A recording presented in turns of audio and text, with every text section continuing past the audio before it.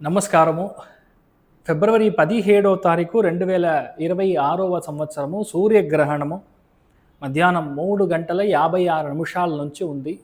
7 గంటల 56 నిమిషాల వరకు ఫారిన్‌లో మాత్రం కనపడుతుంది. ఇండియాలో కనపడదు. కానీ ఏ ఏ రాశుల వారు చాలా జాగ్రత్తగా ఉండాలి అని మనం చూసాము అంటే గ్యారంటీగా కుంభరాశి వాళ్ళు, మిథున రాశి వాళ్ళు, తులారాశి వాళ్ళు కాస్త జాగ్రత్తగా ఉండాలి.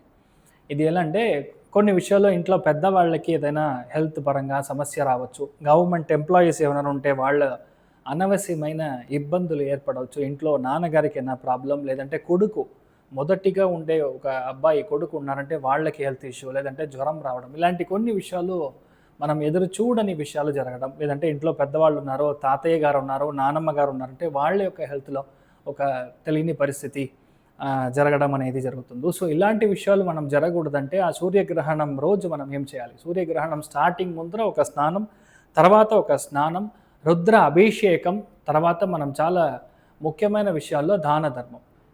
సో బియ్యం దానం ఇవ్వడం, అదేలాగా బెల్లం దానం ఇవ్వడం, ఇది చాలా మంచి విషయాలు జరుగుతుంది. సో ఎవరికి ఇవ్వాలి? ఆ రుద్రాభిషేకం చేయించుకొని అక్కడ ఉన్న బ్రాహ్మణులు ఎవరైతే ఉన్నారో వాళ్ళకి మనం దానం చేయడం వల్ల ఈ 3 రాశి వాళ్ళకి ఏర్పడే చాలా బ్యాడ్ రిజల్ట్స్ అనేది మనకి జరగకుండా కాపాడుకోవచ్చు.